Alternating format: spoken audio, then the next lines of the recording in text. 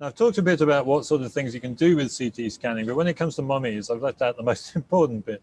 Mummies are fragile, and they're also heavy. There are lots of CT scanners in hospitals around Chicago, but how do we move a heavy, fragile mummy from the museum to a CT scanner? Apart from anything else, there's a variety of state laws about driving around with dead people in your car. So this is what it takes to move a mummy safely: a padded enclosure on a vibration dampening platform inside a heavy wooden crate. The whole thing weighs 400 to 500 pounds. It needs an exclusive ride in an air ride truck. It's time consuming, it's extremely expensive. So you can scan one mummy at a time in a hospital, but what do you do if, like us, you have one of the largest collections of Egyptian mummies in the US? So what you do is to bring the scanner to the mummies.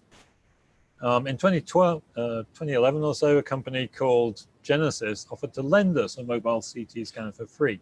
But the one thing we hadn't considered was how to power it. CT scanners need a lot of high energy electricity. It's three-phase 480 VAC, and they need it all the time.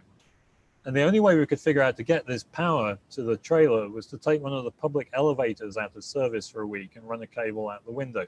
And nobody liked that idea.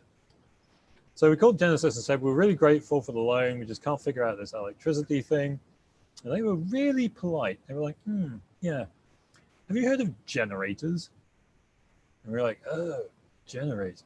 And it turns out you can rent a generator to power a CT scanner. All you need to do is ground it properly and keep topping it up with diesel. So that's what we did. And then we brought the mummies out slowly and carefully from storage up through the shipping dock and ran them through the scanner.